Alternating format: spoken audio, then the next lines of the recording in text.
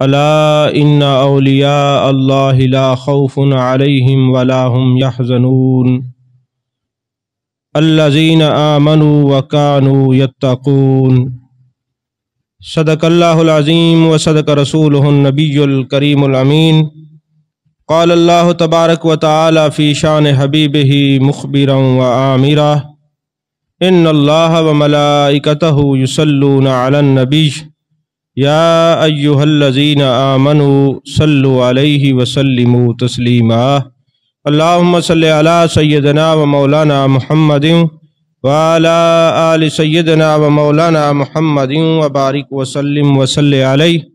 الصلاۃ والسلام علیک یا رسول اللہ، الصلاۃ والسلام علیک یا حبیب اللہ، الصلاۃ والسلام علیک یا نبی اللہ، الصلاۃ والسلام علیک یا خیر خلق اللہ۔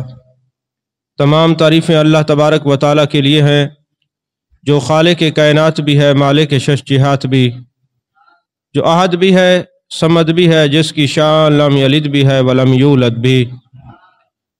لا تعداد عدیہ درود و سلام بارگاہ سید الانام، شفیع رحمت، والی امت، شاہ خوباں، جان جانا، شہنشاہ حسینہ، سید سروراں، سیاہ لا مکاں، تتیمہ دوراں، سرخیل زہرہ جمالاں، رازدان ما اوہا، شاہد ما طغا، صاحب علم نشرہ، معصوم آمنہ، احمد مجتبیٰ، حضرت محمد مصطفیٰ صلی اللہ علیہ وآلہ وصحبہ وبارک وسلم کی دربار ناز میں اپنی عقیدتوں، ارادتوں، محبتوں کا خراج پیش کرنے کے بعد آج ہمارا تصوف کے حوالے سے کشف المحجوب کا یہ چوتھا درس ہے۔ عزیزان محترم، حضرت داتا علی حجویری رحمۃ اللہ علیہ نے کچھ بزرگوں کا ذکر کیا۔ میں نے پہلے دن بتایا کہ 300 بزرگوں کے احوال تقریباً انہوں نے ذکر کیے ہیں۔ 87 عربی کے اشعار ہیں، کچھ احادیث مبارکہ اور آیات بینات کا بھی میں نے پچھلی دفعہ ذکر کیا تھا۔ ان میں سے چند بزرگوں کا ذکر کرنے لگے ہیں۔ داتا علی حجویری رحمۃ اللہ علیہ نے بتایا کہ یہ لوگ تصوف کی دنیا میں کیسے آئے۔ داتا صاحب کے کہنے کا مقصد یہ ہے کہ تصوف کی وادی میں بندہ اس وقت قدم رکھتا ہے جب اس کے دل کے اوپر کوئی ایسی چوٹ لگتی ہے، وہ منکسر المزاج ہوتا ہے، تو اس کے لیے تصوف کی راہیں کھلتی ہیں۔ حضرت ذنون مصری رحمۃ اللہ علیہ کا ذکر کرتے ہوئے فرماتے ہیں کہ آپ کا اصل نام صوبان ہے۔ جب یہ انہوں نے طریقت کا علم سیکھا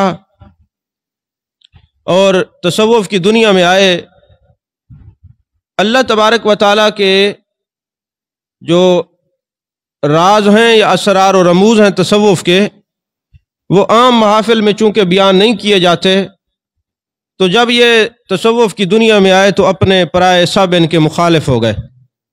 اور ظاہر سی بات ہے، آپ نے دیکھا ہوگا کہ جب میلاد النبی کا مہینہ آتا ہے تو شرک اور بدعات کے فتوے آپ کو نظر آتے ہیں، لیکن جب یہ سیاست کی دنیا کا وقت آتا ہے، یہ سیاسی جلسوں اور الیکشن کا اور انتخابی مہمات کا وقت آتا ہے، تو پھر یہ فتوے بند ہو جاتے ہیں۔ تو پتہ چلا کہ اپنے نفس کی خاطر اور جہاں سے اپنے ظاہری طور پہ کام ہوں تو وہاں شرک اور بدعات کے فتوے بند ہو جاتے ہیں، جہاں اللہ اور اس کے رسول کی رضا کا تعلق ہو وہاں مخالفتیں شروع ہو جاتی ہیں۔ تو اگر کوئی بندہ ننگے سر پھرتا رہے تو کسی کو جرت نہیں ہوگی اس کو کہے کہ یار سر پہ کپڑا رکھا کر، اور اگر وہ ٹوپی پہن کر مسجد میں جانے لگ جائے تو لوگ کہتے یار میں جانتا ہوں بڑا تم نمازی ہو اور بڑی تیری جو ہے نا یہ عبادت کی عادت ہے، میں جانتا ہوں کتنا بڑا تو نمازی ہے۔ تو اس قسم کے طعن و تشنیع ہمیشہ دین پر چلنے والوں کو یہ سہنے پڑتے ہیں۔ تو حضرت صوبان رضی اللہ تعالیٰ عنہ ایسی ہستی ہیں کہ لوگ آپ کے حال سے واقف نہیں تھے۔ ایک حال کی دنیا ہوتی ہے، ایک کال کی دنیا ہوتی ہے۔ کال کہتے ہیں بولنے کو، حال کہتے ہیں اس کیفیت کو جو جس حال میں کوئی ہوتا ہے وہی اس حال کو سمجھتا ہے۔ ہر بندہ اس حال تک پہنچ نہیں سکتا، تو آپ کے حال سے واقف اور عاجز تھے، لیکن یہ ذنون مصری رحمۃ اللہ علیہ ولی وہ ہوتا ہے جو میرے آقا علیہ الصلوۃ والسلام کے صحیح رستے پر ہوتا ہے، ان کی تعلیمات پر عمل کرنے والا ہوتا ہے۔ مثال کے طور پر آپ حضرات جانتے ہیں 5ویں 6ٹھی کے کتابوں میں بھی یہ بات ملتی تھی کہ میرے آقا علیہ الصلوۃ والسلام کو جب طائف کے بازاروں میں لوگوں نے پتھر مارے، آپ کے جو ہے نا جوتی مبارک لو لہان ہو گئی۔ جب پتھر مارے تو کیا میرے آقا علیہ الصلوۃ والسلام نے دعا دی کہ بد دعا دی؟ دعا دی تھی۔ تو یارو جو اپنے دشمنوں کو دعا دیتے ہیں تو وہ دوستوں سے کتنا پیار کرتے ہوں گے۔ اور پھر سوچنے کی بات یہ ہے کہ جب لوگوں نے پتھر مارے، آپ نے دعا دی، بد دعا نہیں دی، تو فرشتہ آتا ہے، یا رسول اللہ صلی اللہ علیہ وسلم اگر آپ اجازت دیں تو یہ فرشتہ ساتھ ہے پہاڑوں والا، تو یہ پہاڑ اٹھا کے ان کا کچومر نکال دے۔ تو میرے آقا علیہ الصلوۃ والسلام نے اجازت دی یا منع کیا؟ منع ہی کیا ہے نا۔ تو میں آپ سے پوچھنا چاہتا ہوں، جب اللہ عذاب دینا چاہتا ہے محبوب کے دشمنوں کو تو نبی سے مشورہ کرتا ہے، نبی روک دیتے ہیں۔ تو جب میرے آقا علیہ الصلوۃ والسلام کے دوستوں کو کسی وجہ سے عذاب ہوگا تو میرے آقا سے جب رب پوچھے گا تو کیا جو دشمنوں کی تکلیف گوارا نہیں کرتے وہ اپنی امتیوں کی تکلیف کیسے گوارا فرمائیں گے؟ اپنی امتیوں کی تکلیف کیسے گوارا کریں گے؟ بہرحال یہ جو محبوب علیہ الصلوۃ والسلام کے نقش قدم پر چلنے والے لوگ ہوتے ہیں، یہ بد دعا ان کا وتیرہ نہیں ہوتا، یہ تو دشمنوں کو دعا سے نوازتے ہیں، تو دوستوں کے لیے یہ شفقت محبت کا پیکر ہوتے ہیں۔ یہی وجہ ہے کہ حضرت ذنون مصری رحمۃ اللہ علیہ جب ان کے مقام کو کوئی نہ سمجھ سکا تو ایک دن ظاہر سی بات ہے اجل آنی ہے، آپ کی وصال کا وقت ہوا، تو اس وقت کے 70 اولیاء نے جان کائنات صلی اللہ علیہ وآلہ وسلم کی زیارت کی اور دیکھا کہ جس طرح محبوب علیہ الصلوۃ والسلام کسی چیز کا انتظار فرما رہے ہیں، تو اولیاء نے پوچھا، یا رسول اللہ صلی اللہ علیہ وسلم آج اس مصر کے شہر میں اس آنگن میں آپ کی جلوہ گری ہے اور آپ انتظار فرما رہے ہیں، کس کا انتظار ہے؟ فرمایا اللہ کا ایک محبوب بندہ ذنون مصری ہمارے پاس آ رہے، ہم اس کا انتظار فرما رہے ہیں۔ اور جب یہ دنیا سے گئے تو آپ کے ماتھے پہ لکھا ہوا تھا، ھذا حبیب اللہ مات فی حب اللہ، یہ اللہ کا محبوب ہے اور یہ اللہ کی محبت میں مرا ہے۔ پھر ایک عام جو آدمی دنیا سے جاتا ہے اس کے مرنے کی کیفیات کچھ اور ہوتی ہیں، جو اللہ کا ولی دنیا سے جاتا ہے اس کی کیفیات کچھ اور ہوتی ہیں۔ اللہ کوئی نہ کوئی ولیوں کی موت پر نشانی تو چھوڑتا ہی ہے نا۔ تو جس وقت آپ کا جنازہ اٹھا کے لے کے جا رہے تھے تو پرندے آگے انہوں نے سایہ کر دیا، کیونکہ دھوپ میں جنازہ اٹھایا جا رہا تھا۔ پرندوں نے کہا اللہ کے ولی کا یہ جو ہے جنازہ جا رہا ہے، کہیں اس کو دھوپ نہ لگے۔ اوپر سے پرندے آئے، انہوں نے اپنے پروں کے ساتھ پر جوڑ لیے، شامیانہ بنا لیا اور اس کیفیت میں آپ کے جنازے کو مزار تک پہنچایا گیا۔ وہ ذنون مصری جب لوگوں نے دیکھا، ارے ہم تو انہیں کچھ نہیں سمجھتے تھے، ہم تو تان و تشنیع کے تیر برسایا کرتے تھے، ہم تو اعتراضات کو اپنی وراثت سمجھ کر ہمیشہ ان پر اعتراضات وارد کیا کرتے رہتے تھے، اور آج یہ بندہ جب جا رہا ہے دنیا سے تو یہ بتا رہا ہے کہ میں کوئی عام شخص نہیں تھا، اللہ کا دوست ہوں۔ تو لہٰذا کئی تائب ہو گئے۔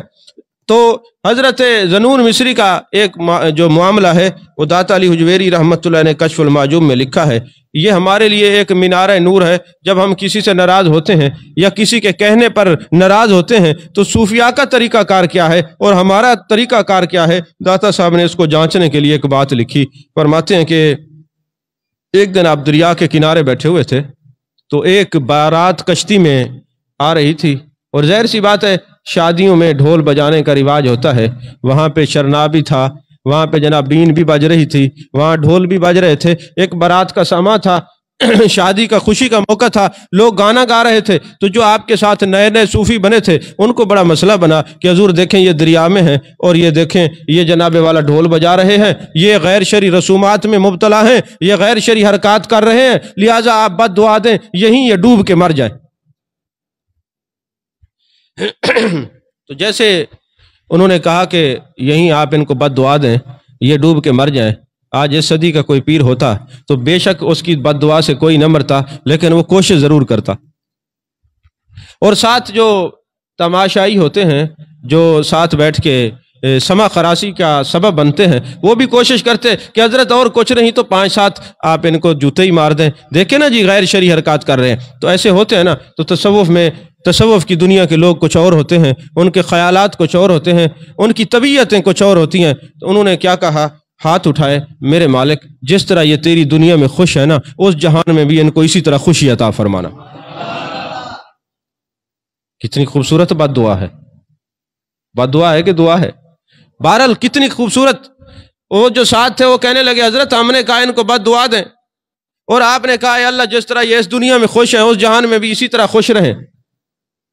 تو چونکہ آپ فناف رسول تھے، ضمناً میرے ذہن میں ایک بات آ رہی ہے،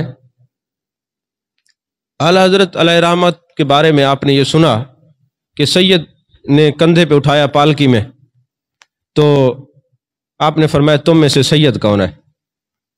میں جب اس واقعے کو پڑھتا ہوں اور غور کرتا ہوں نا، مجھے نئی نئی چیزیں میرے ذہن میں آتی ہیں۔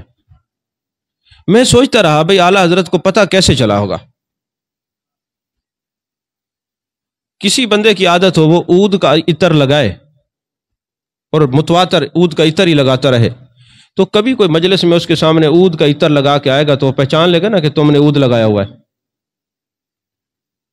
کوئی گلاب کا عطر لگا کے آئے تو جو متواتر گلاب کا خوشبو محسوس کرنے والا لگانے والا ہوتا ہے تو وہ محسوس کر لیتا ہے کہ نہیں کر لیتا؟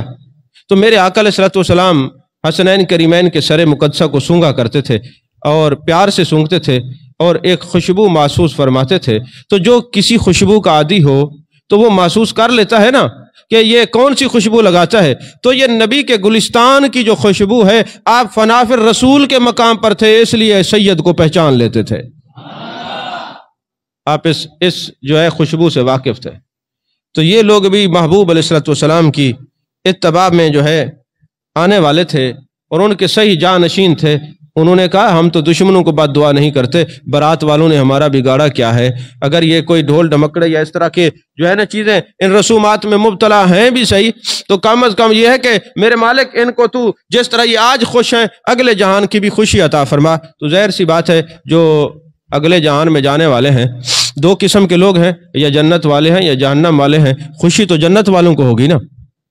تو جیسے وہ بارات کنارے پر پہنچی تو حضرت ذنون مصری رحمۃ اللہ علیہ کو دیکھا اور خاصے شرمندہ ہوئے اور کہنے لگے حضرت ہمیں پتہ نہیں تھا، آپ دریا کے کنارے بیٹھے ہیں، اگر آپ کا پتہ ہوتا تو ہم یہ ساز یہ گانے پہلے ہی بند کر دیتے، حضور ہم یہ سامان توڑ دیتے ہیں، یہ جو غنا کا سامان ہے ہم اس کو توڑتے ہیں اور توبہ کرتے ہیں۔ انہوں نے توبہ کی، آپ نے دعا کی، سب اللہ کے دوست بن گئے۔ اب جو ساتھ تھے نا جنہوں نے توجہ کرائی تھی بد دعا کے لیے، تو آپ نے ان کو مخاطب کیا، فرمایا جب کوئی توبہ کر لیتا ہے اور پھر توبہ پر کار بند ہوتا ہے، پھر جب وہ مرے گا تو جنت میں جائے گا نا، تو خوشی حاصل ہوگی۔ تو بتاؤ ہم نے تیری بات بھی پوری کر دی ہے، ان کو بھی دعا دے دی ہے۔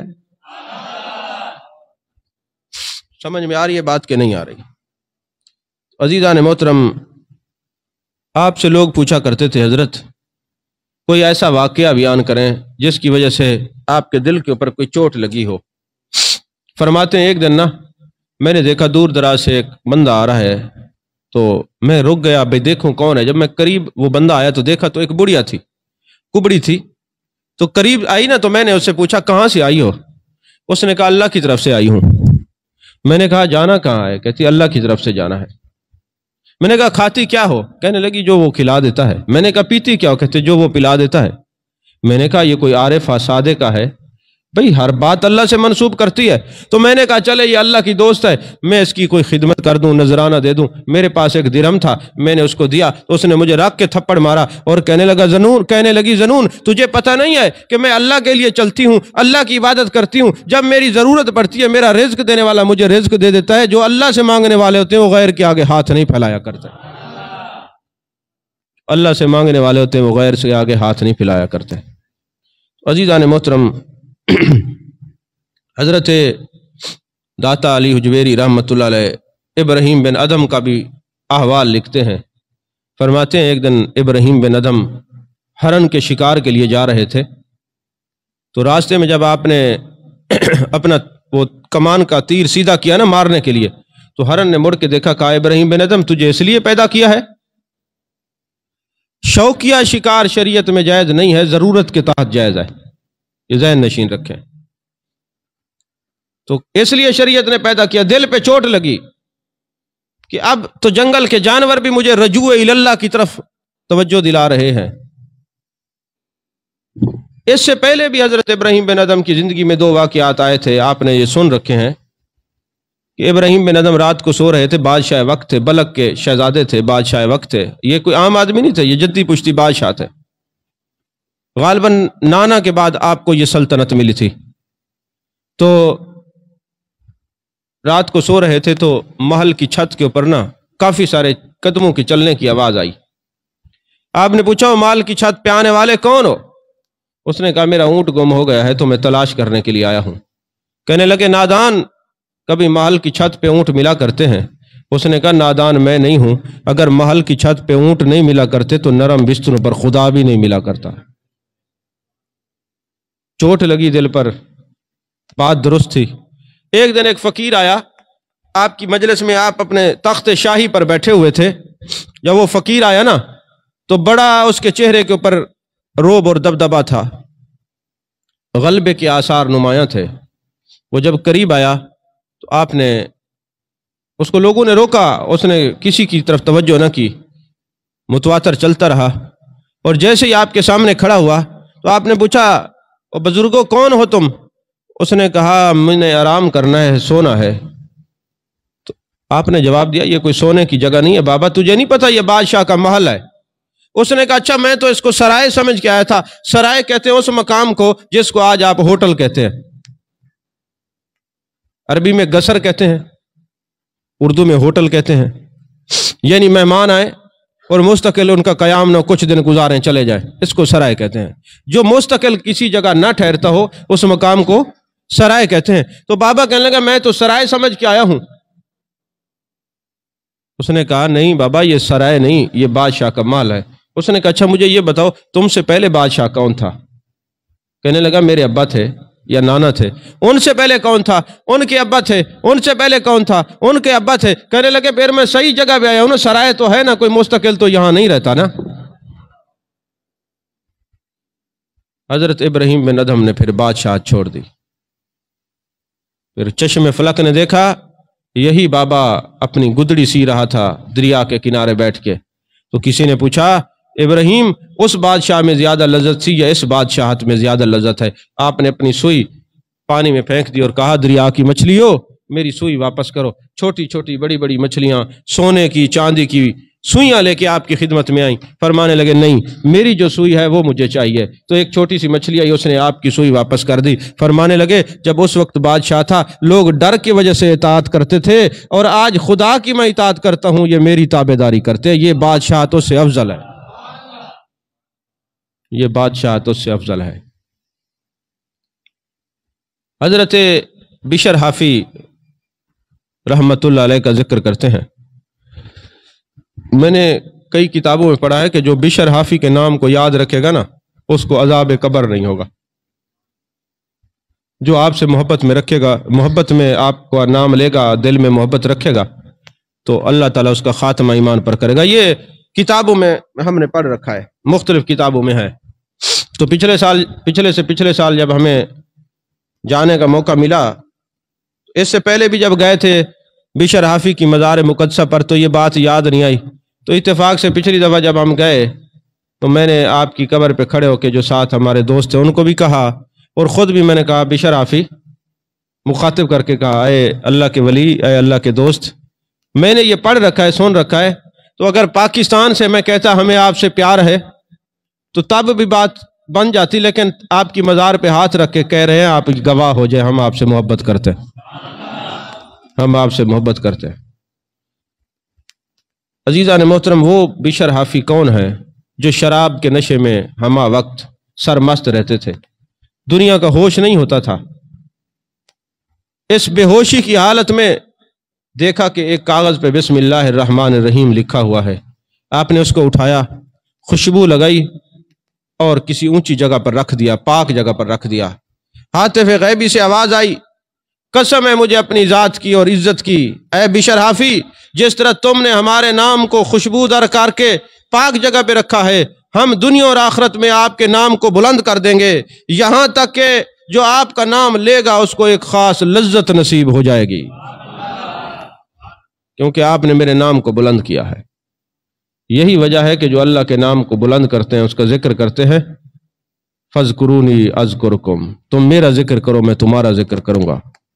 عزیزان محترم، یہ بشر حافی وہ تھے جو کبھی شراب کے نشے میں شرابور رہتے تھے، لیکن جب دل پہ چوٹ لگی اور راہ تصوف و طریقت میں آپ آئے، پھر آپ زمین کے اوپر جوتا نہیں پہنا کرتے تھے۔ لوگ کہتے ہیں حضرت جوتا پہن لیں، فرماتے تھے مجھے شرم آتی ہے، اللہ کے بنائے ہوئے فرش پہ میں جوتی پہن کے چلوں؟ اللہ کے بنائے ہوئے فرش پہ؟ سچی بات ہے، یقین فرمائیں جو جتنا اللہ کے قریب ہوتا ہے اتنا ڈر والا ہوتا ہے، جتنا ڈر والا ہوتا ہے اتنا قریب ہوتا ہے۔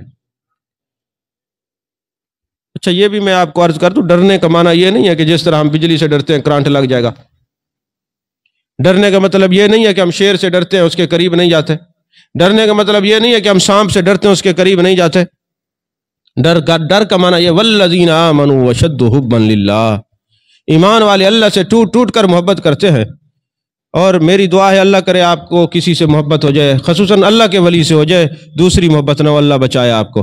تو جب آپ کو محبت ہو جائے گی نا تو پھر آپ سے پوچھوں گا کہ آپ اتنے محبت میں فنا ہو چکے ہیں تو اپنے محبوب کی مرضی کے خلاف کوئی بات نہیں کرتے، ساری رات بھی میسج کرنے پڑے تو تب بھی باز نہیں آتے، ساری رات جاگنا پڑے تب بھی بیٹھے رہتے ہیں۔ تو یہ ہے ڈرنا کہ میں ڈرتا ہوں کہیں مجھ سے کوئی ایسا کام نہ ہو جائے کہ میرا محبوب مجھ سے ناراض ہو جائے، یہ ڈرنا ہے۔ اللہ کے ڈرنے کا مقصد یہ ہے کہ اللہ کی محبت میں فنا ہو جانا ہے۔ اللہ کی محبت ایسے حاصل نہیں ہوتی۔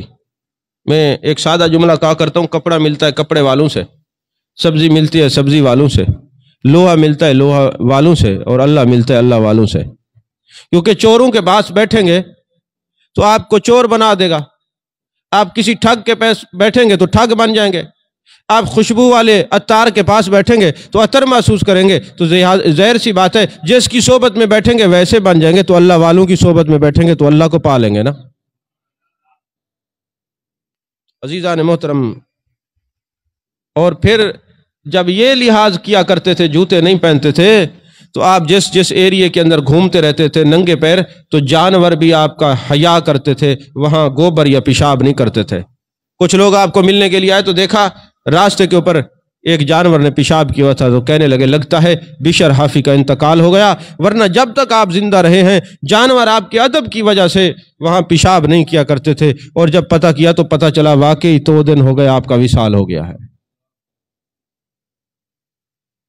تقوی و طہارت کے اعلیٰ درجے پر رہنے والے یہ لوگ، آپ اسی بات کو سوچیں انہوں نے کتنی اللہ اللہ کی ہوگی اپنی زندگی میں۔ آج صدیاں بیت گئیں کہ آج بھی ان کا ذکر ہو رہا ہے، آج بھی ہم ان کا نام لے کر ایک روحانی لذت سے سرشار ہو رہے ہیں جو محسوس کی جا سکتی ہے، بیان نہیں کی جا سکتی۔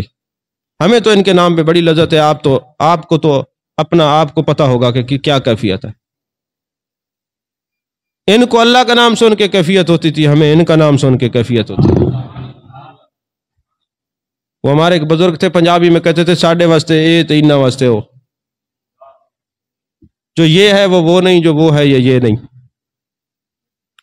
بہرحال ایک دفعہ امام احمد بن حنبل کے پاس آپ کی ہمشیرہ گئی ایک مسئلہ پوچھنے کے لیے۔ آج کل تو لوگ اپنے بہنوں کا حق کھا جاتے ہیں، رشتہ داروں کا حق کھا جاتے ہیں، جو کچھ بھی ملے کھا ہی جاتے ہیں۔ لیکن امام احمد بن حنبل کے پاس حضرت بشر حافی کی ہمشیرہ جاتی ہے اور پوچھتی حضور ایک مسئلہ پوچھنے کے لیے آئی ہوں، مسئلہ پوچھنے کے لیے آئی ہوں۔ پوچھا کیا مسئلہ ہے؟ کہا رات کو بادشاہ کی سواری گزرتی ہے نا، تو اس کی روشنی میں سوت کاٹتی ہوں، کیا میرا یہ سوت کاٹنا جائز ہے؟ کچھ نہیں، عام آدمی کے لیے یہ ٹھیک ہے، کہا سکتا ہے، اس نے کوئی وہاں سے مانگی تو نہیں ہے، وہ ویسے لشکر گزرتا ہے، بادشاہ کی روشنی ہے، کوئی کام کر سکتا ہے، بندہ طالب علم پڑھ بھی سکتا ہے۔ لیکن جب امام احمد بن حنبل نے سوال دیکھا، سوال کا معیار دیکھا، تو حیرت میں پڑ گئے کہ آج بھی ایسے لوگ ہیں جو اتنا تقوی و طہارت والے اپنے آپ کو بچاتے ہیں۔ کہنے لگے بی بی پہلے بتاؤ تم ہو کون؟ انہوں نے کہا سائل کے سوال کرنے والے کا نسب نہیں پوچھا کرتے۔ کہا بے شک نہیں پوچھا کرتے، لیکن سوال بتا رہے کہ تو کسی عام خاندان کی نہیں ہے۔ سمجھیں بات کو. سوال بتا رہے کہ تو کسی عام خاندان کی نہیں ہے، یہ خاندان تقوی و طہارت کا پیکر لگتا ہے. بتا بی بی تو تیرا خاندان کا تعارف کیا ہے؟ وہ کہنے لگی میں حضرت بشر حافی کی بہن ہوں. تو رو پڑے، کہنے لگے تیرے لیے جائز نہیں. کوئی اور مسئلہ پوچھتا تو کہہ دیتا تیرا خاندان ہی اعلیٰ ہے، تقوی طہارت کا مالک ہے، تقوی و طہارت کا مالک ہے. عزیزان محترم، حضرت سری سکتی رحمت اللہ علیہ کا ذکر کرتے ہیں. آپ کو پتہ ہے سکتی آپ کو کیوں کہتے ہیں؟ جانتے ہیں آپ؟ ہمارے تو پیر ہیں، ہمارے شجرے کے پیر ہیں.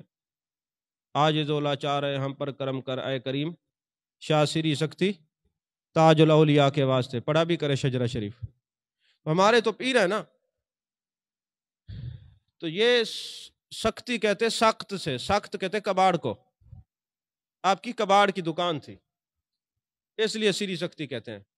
اور آپ کو یہ پتہ ہونا چاہیے کہ حضرت سری سکتی حضرت جنید بغدادی کے سگے ماموں ہیں. سری سکتی جنید بغدادی کے ماموں ہیں اور حضرت معروف کرخی کے مرید اور خلیفہ ہیں. تھوڑا تاریخ کو بھی پڑھا کریں. جب آپ تصوف کے میدان میں آئے نا تو آپ کی کباڑ خانے کی دکان تھی. تو ایک دن پوری مارکیٹ میں آگ لگ گئی. جیسے آپ عموماً دیکھتے ہیں پلازو میں آگ لگ جاتی، آگ لگ گئی. جب آگ لگی نا لوگوں نے کہا آپ کی دکان بھی جل گئی. تو آپ نے کہا جلے یا بچے ہمارا کچھ نہیں، اب ہمیں سے کوئی سروکار نہیں. جیسے میرے شیخ کریم حالات خراب ہو گئے نا، جیسے آج کل حالات ہیں مہنگائی کی وجہ سے. تو کسی نے کہا حضرت ایسے ایسے معاملات ہیں. آپ نے فرمایا دیکھو جو چیز ہمارے نصیب کی ہے وہ کوئی لے کے نہیں جا سکتا، جو نصیب کی نہیں ہے وہ کل کے بجائے آج چلی جائے، ہمیں اس کی کوئی پرواہ نہیں. اتنا توکل، اتنا معاملہ. ایک دن آپ پنڈی کے اندر نا اسلام آباد میں تشریف فرماتے، وہ لوگ ابھی بھی ہمارے ساتھ نظروں میں ہیں، قریب ہیں. تو وہاں بابا جی تشریف فرماتے، یہ ڈاکو آ گئے. جب آئے نا تو آپ نے دیکھا، تو چونکہ آپ آرمی سے ریٹائرڈ تھے، انہوں نے کہا جی جو کچھ ہے نکالے. آپ نے فرمایا بیٹھو، پانی پی لو، کھانا کھا لو، کھا پی لو، پھر جو کچھ جیسے وہ کہو گے کر لیں گے. ان کو کھلا پلا کہتے ہیں چلے ٹھیک ہے ہماری سمیں نکال دیں، موبائل چاہیے تو لے جائیں. انہوں نے کہا یہ بابا عجیب ہے، نہ ڈرا ہے، کھلاتا بھی ہے پلاتا بھی ہے. وہ ہر چیز چھوڑ کے واپس چلے گئے. بہرحال ہر بزرگ کے اپنے رنگ ہیں. تو حضرت سری سکتی رحمت اللہ علیہ آپ نے فرمایا ابھی ہمیں کوئی سروکار نہیں، اگر ہمارے نصیب میں ہے نا تو اس کو کوئی نہیں ختم کر سکتا. جب دیکھا تو ساری مارکیٹ جل چکی تھی، مگر حضرت سری سکتی کی دکان بالکل محفوظ تھی، کچھ نہیں جلا تھا، جو کباڑ کا سامان رکھا ہوا تھا. آپ نے کہا کہ یہ جو دوسرے لوگ ہیں یہ کہیں گے ہمارا مال بچ گیا، ہمارا مال جل گیا، اور سری سکتی کا مال بچ گیا. ان کی کہیں دل آزاری نہ ہو. آپ نے سارا سامان اٹھا کے راہ خدا میں ایسے مفت دے دیا، فقیروں میں غربا میں تقسیم کر دیا، اور راہ تصوف کو چل پڑے، راہ تصوف کو چل پڑے. اچھا اب آپ کو یہ پتہ ہونا چاہیے آپ اس میدان میں آئے کیسے. داتا سے فرماتے ہیں کہ حبیب رائی ایک بزرگ تھے، اللہ کے ولی تھے. وہ آپ کی دکان پہ آئے تو آپ نے ان کو کھانا پیش کیا. جب کھانا پیش کیا تو وہ کھانا کھا کے انہوں نے دعا دی کہ اللہ تجھے خیر کی توفیق عطا فرمائے. کہتے ہیں ان کا یہ جملہ تھا، کوئی دل سے نکلا تھا، کوئی توجہ سے انہوں نے یہ جملہ فرمایا تھا کہ میرے دل کی دنیا بدل گئی اور میں اس راستے کی طرف چل پڑا. یہی وجہ ہے کہ اولیاء اللہ کے دسترخوان کشادہ ہوتے، پتہ نہیں کھانے والا کون آ جائے اور اس کے اندر حلق میں لقمہ چلا جائے، اس کے دل سے دعا نکلے، پھر اللہ کسی کا محتاج نہیں کرتا. جس کا دسترخوان کشادہ ہوتا ہے اللہ اس کو کبھی رسوا بھی نہیں کرتا اور کسی کا محتاج بھی نہیں کرتا. اب آپ کہیں گے کہ یہ شاید خطیبانہ ایک جملہ کہہ دیا ہے.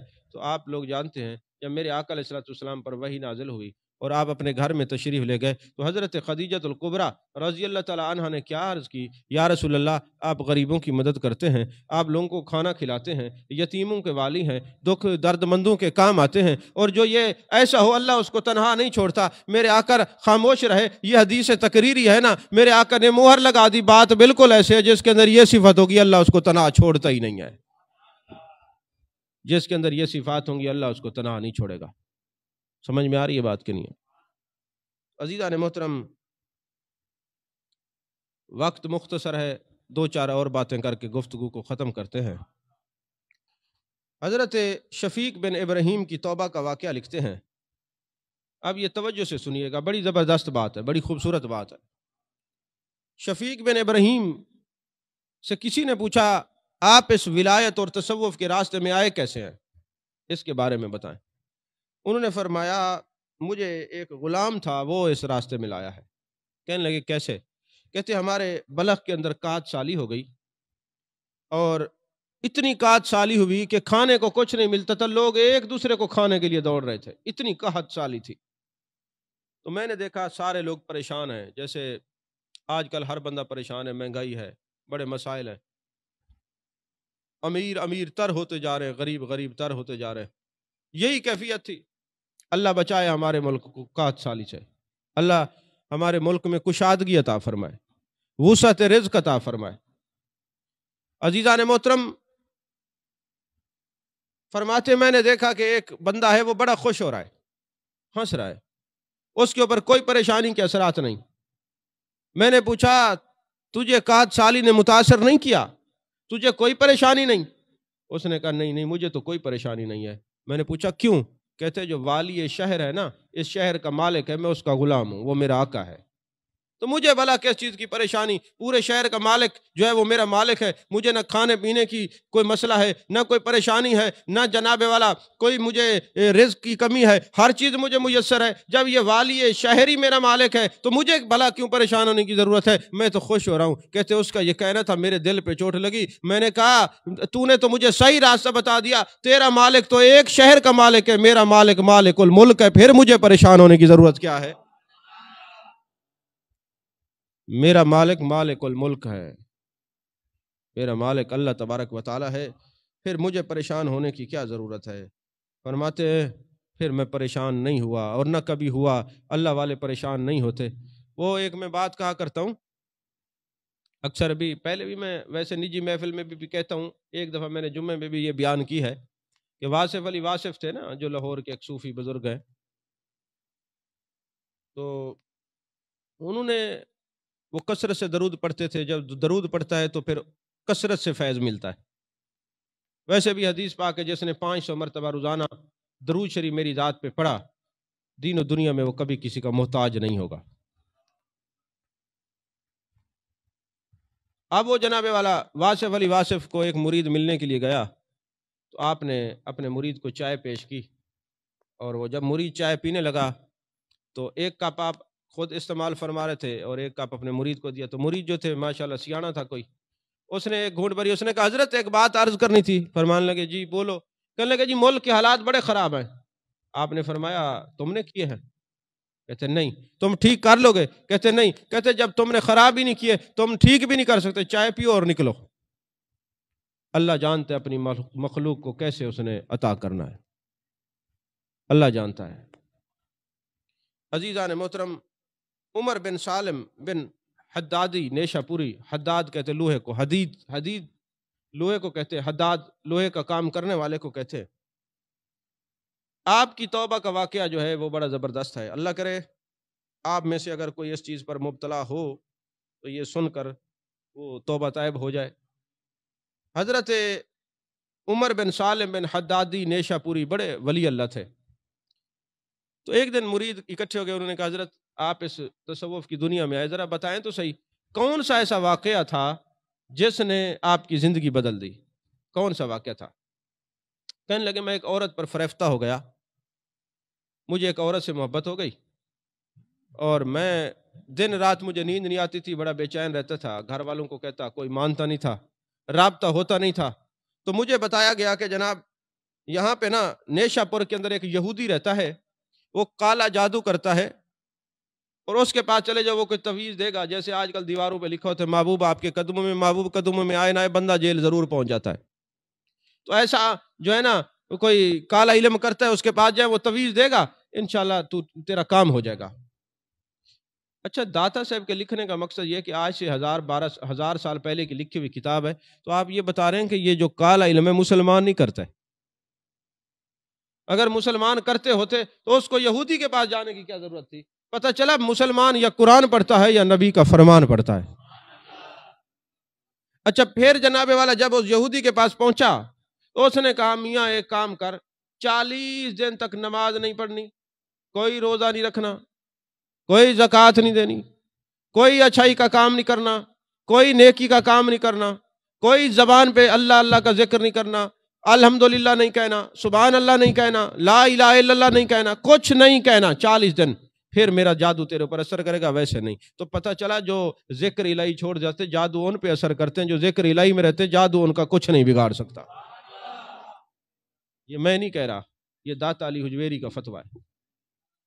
فرماتے 40 دن تک نا اس نے نماز چھوڑ دی، ہر چیز چھوڑ دی۔ 40 دن کے بعد یہودی کے پاس پہنچا، جب اس نے اپنا جادو کرنا شروع کر دیا، اس نے کہا تیرے اوپر اثر نہیں ہو رہا، بتا تو نے کیا کیا؟ کوئی تو اسے کام ہوا ہے نیک، کوئی تو اسے نیک کام ہوا ہے جس کی وجہ سے میرا جادو تیرے اوپر اثر نہیں کر رہا، غور کر۔ وہ سوچتا رہا، اس نے کہا ہاں ایک دن ایسا ہوا ہے، میں جا رہا تھا، راستے میں ایک پتھر پڑا ہوا تھا، میں نے کہا کوئی مسلمان یا کوئی انسان گر نہ جائے، میں نے اس کو سائڈ پہ پھینک دیا۔ اس نے کہا دیکھا، اتنا بھی نیک کوئی کام کرے تو جادو اس پر اثر نہیں کرتا۔ نہیں سمجھ آئی؟ تو جو نماز پڑھے، روزہ رکھے، زکوٰۃ دے، حج ادا کرے، اللہ اللہ کرے، باوضو رہے، اس پر کیسے اثر کرے گا؟ جب اس نے یہ کہا کہ میں نے ایک پتھر راستے سے ہٹایا تھا، تو وہ یہودی کہنے لگا میرا دل بھی کہہ رہا ہے میں کلمہ پڑھ لوں، اللہ اتنا کریم ہے، اتنا کریم ہے، اتنا کریم کہ تو نے 40 دن تک اسے فراموش رکھا، اس کا ذکر نہیں کیا، نماز نہیں پڑھی، کوئی اللہ اللہ کا ذکر نہیں کیا، پھر بھی ایک چھوٹی سی نیکی تیری اس نے ضائع نہیں کی۔ اتنا بڑا کریم ہے وہ،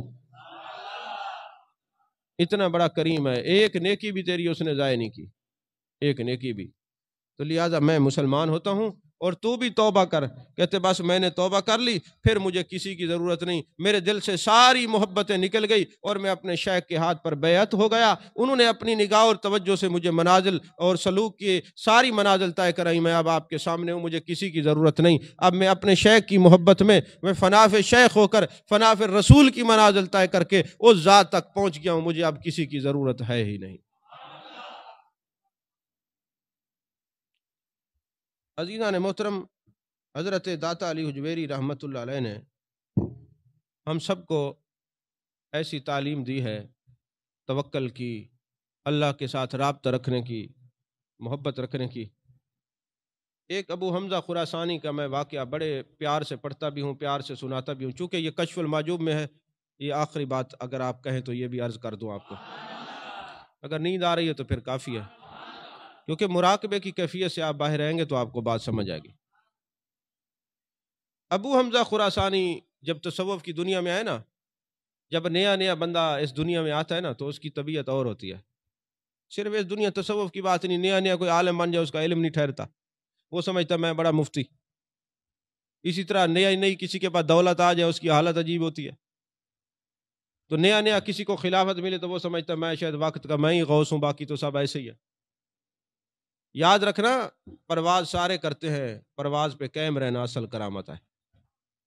الاستقامہ فوق الکرامہ، استقامت کرامت سے اعلیٰ درجہ رکھتی ہے۔ تو حضرت ابو حمزہ خراسانی آئے نا نئے تو محبت کی باتیں سنی تو کہنے لگے اے اللہ، آج کے بعد کوئی مسئلہ ہوگا میں کسی سے مدد نہیں لوں گا، بس ایاک نعبد و ایاک نستعین۔ ہمارے تو نہ بلد نہ آشنا لوگ یہ آیت پڑھتے معنی اس کا نہیں سمجھتے کہ معنی کیا ہے۔ وزیر کوئی پڑھ رہا ہوتا ہے ایاک نعبد و ایاک نستعین، پیچھے لکھا ہوتا ہے فلاں کی مدد سے یہ کام ہوا ہے۔ تم تو اس بات کو سمجھتے نہیں۔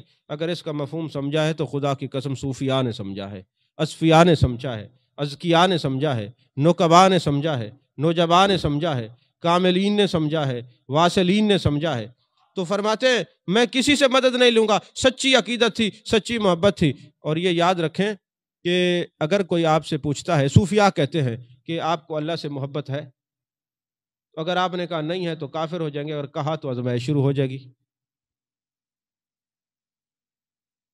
بحر المعانی کے اندر میں پڑھ رہا تھا کہ عشق 3 قسم کا ہے، عشق اکبر، عشق اوسط، عشق اصغر۔ ہم جو عشق کرتے ہیں وہ اصغر ہی ہے، وہ رب جو ہم سے پیار کرتے ہیں وہ عشق اکبر ہے۔ یہ عشق اکبر وہاں سے شروع ہوتا ہے، اوسط کا آپ سمجھ نہیں سکیں گے، میں ذکر ہی نہیں کرتا۔ عزیزان محترم، ابو حمزہ خراسانی نے نیت کی کسی سے مدد نہیں لینی، بس دعویٰ کر دیا، آزمائش شروع ہو گئی۔ راستے میں جا رہے تھے، کنویں میں گر گئے، پتہ نہیں چلا راستے میں کنواں تھا، کنویں میں گر گئے۔ جیسے کنویں میں گرے، کہا دل نے کہ آواز دو لوگوں مجھے بچاؤ بچاؤ بچاؤ۔ کوئی ہمارے جیسا صوفی ہوتا آج کل کا تو کوئی گٹر میں گر جاتا تو اس کی دھاڑ دھاڑ ہوتی، تھوڑی سی تکلیف ہوتی ہے تو پوری دنیا کو بتاتے ہیں میرے ساتھ یہ ہو گیا، میں مر گیا، گٹر میں گر گیا تھا اور مجھے یہ ہوتا ہے اور یہ ایسا ہوتا ہے۔ جیسے عرس والے دن کچھ لوگ آ رہے تھے، گرے، جب بھی انہوں نے کہا جی باقی چھوڑے، بس ہم گر گئے، ہمارے ساتھ یہ ہو گیا اور فلاں ہو گیا۔ اب اس نے تو دعویٰ کیا تھا بیچارے، یہ تو دعویٰ نہیں کرتے، یہ تو چلو کہہ سکتے ہیں، وہ گر گئے نا تو انہوں نے کہا مجھے بچائے، دل نے کہا، لیکن کہا نہیں نہیں میں نے ابھی وعدہ کیا نہیں گروں، میں نہیں بتاؤں گا، مدد کے لیے کسی کو نہیں پکاروں گا، پڑے رہے۔ اتفاق سے کچھ لوگ وہاں سے گزرے، انہوں نے دیکھا کہ یہ کنواں درمیان میں راستے کے کوئی گر نہ جائے، اس کو بند کر دیتے ہیں۔ انہوں نے لکڑیاں کاٹی، اوپر ڈالی، چھت بنائی، لپائی کر دی۔ اب یہ اندر پڑے ہوئے تھے کہ جی میں ان کو کہوں میں نیچے پڑا ہوں مجھے نکالو، لیکن نہیں بول سکے کہ وعدہ کیا ہوا تھا کہ میں نے کسی کو مدد کے لیے نہیں کہنا۔ کہا میرے مالک جان چلی جائے تو یہ بھی تو تیری دی ہوئی تھی، میرا اپنا کیا ہے، مجھے موت کے لالے نہیں پڑ رہے، بس میں نے جو بات کر دی ہے، مجھے موت کے لالے نہیں ہیں، اپنے رب سے پالے پڑے ہوئے ہیں۔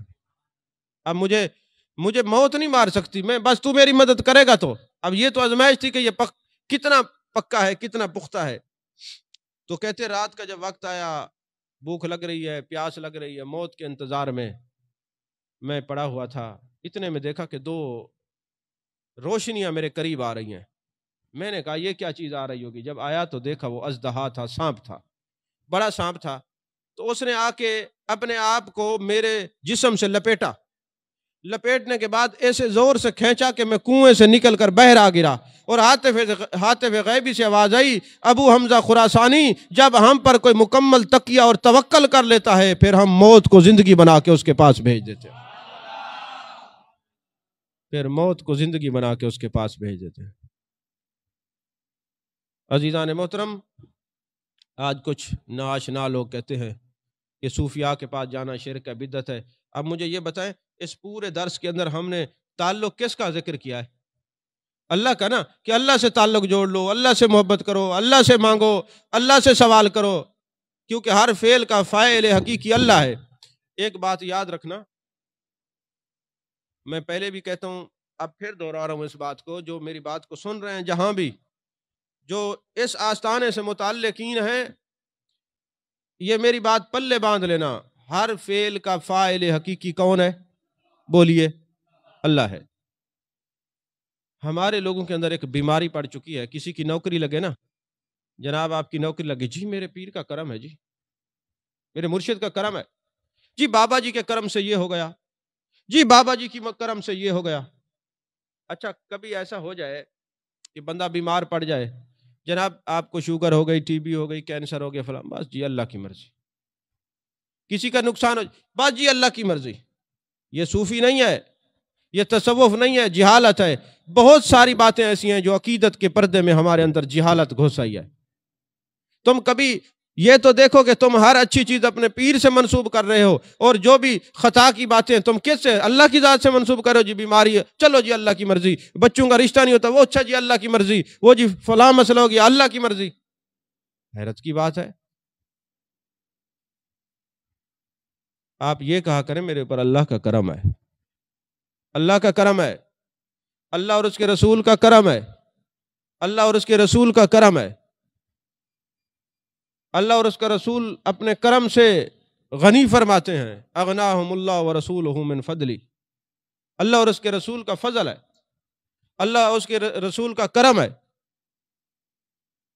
ہاں بحثیں تب ہوتی ہیں جب کوئی یہ کہے ولی کچھ نہیں دے سکتے، تو پھر کہا جا سکتا ہے کہ نہیں، اللہ کی عطا سے نبی بھی دے سکتے ہیں، ولی بھی دے سکتے ہیں۔ اگر غوث اعظم مدد کرتے ہیں تو اللہ کی عطا سے کرتے ہیں، اگر خواجہ معین الدین چشتی اجمیری مدد کرتے ہیں تو اللہ کی عطا سے کرتے ہیں۔ یہ اللہ والے اللہ کی عطا سے مدد کرتے ہیں، یہ اللہ کی بندوں کی جو عطا ہے یہ اللہ کی عطا کا مظہر ہیں۔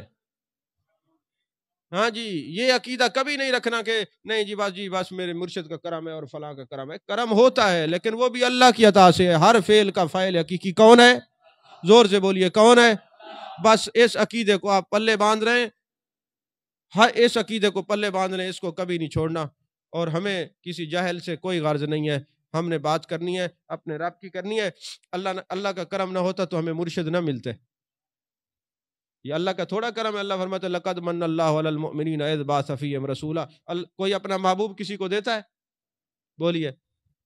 لیکن اللہ نے اپنا محبوب ہمیں دیا ہے. قل ان کنتم تحبون اللہ فاتبعونی یحببکم اللہ. اور فرمایا صرف یہ نہیں، اگر تمہیں مجھ سے محبت کا دعویٰ ہے تو میرے محبوب کے پیچھے چلو، پھر میں تمہیں بھی اپنا محبوب بنا لوں گا. ارے میں نے تمہیں ایسا محبوب دیا ہے، ایسا محبوب دیا ہے جو تم مجھ سے محبت کرو گے تو تمہیں بھی میں اپنا محبوب بنا لوں گا. تو ہمیں جو کچھ دیا ہے اللہ نے دیا ہے. یہ توحید ہے. یہ کیا ہے؟ توحید ہے. اس پر کاربند رہنا ہے. ہمیں کسی سے کوئی غرض نہیں. اس آستانے سے جو پیغام دیا جا رہا ہے اس پر ہم سب کو عمل کرنے کی اللہ توفیق عطا فرمائے.